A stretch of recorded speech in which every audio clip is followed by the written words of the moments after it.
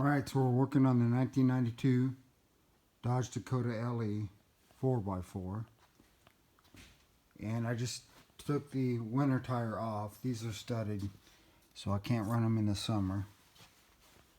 It's on a stock rim. And I got this prepped, ready to put the steel wheel on for summertime. I got some Keystone wheels. They're actually just used rims, but Keystone painted them for me. You know, put a really nice coat on there. It's a nice looking wheel. I got 4 of those.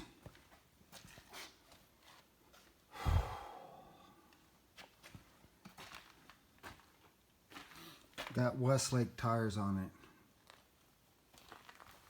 So that's how things are going. As you know, I'm waiting on parts to put the back together, but we'll do that too.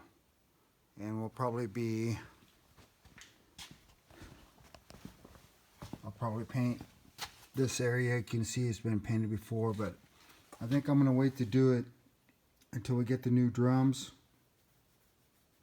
and then paint the drums and that all at the same time.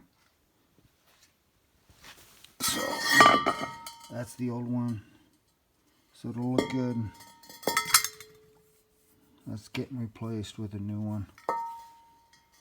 So it ain't real bad, but it does have a lip on it.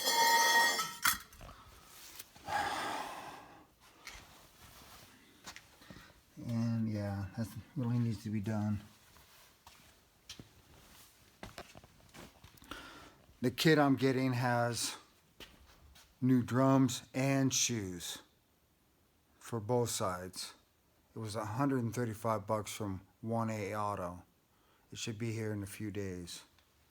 So this is John Rudy with Rudy Racing, signing off.